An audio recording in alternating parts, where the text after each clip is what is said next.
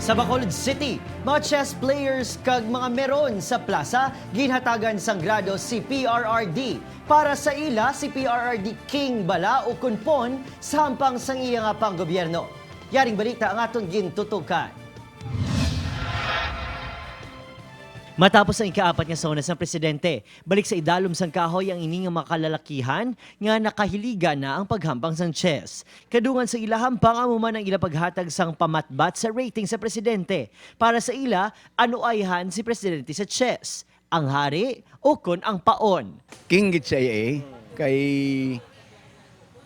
may madamo git siya nga nahimo nga nagbilib kuya sa iya. Da protektado do yan, sir. Idamo sa kalyado mo.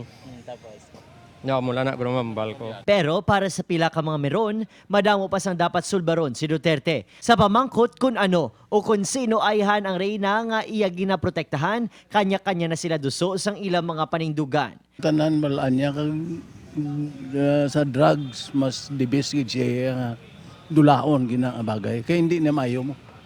Ganon ang ginagawa ng mga pagsasabotahin ginagawa ng mga tao kahit ano gawin ng presidente na mabuti, ginagawang masama. Lalo yung rally dito, hindi ako kumpable dyan.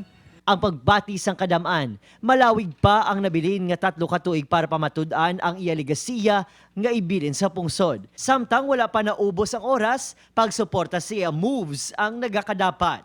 Tao lang saya, hindi man sa perfect akon yung mga 9. Dulaon niya ng indo nila na. Pasado o konpigado, pareho sa hampang at chess, ang pangabay kay PRRD, panumdumon sa maayong diskarte, agud ang pungsod, hindi ma-checkmate.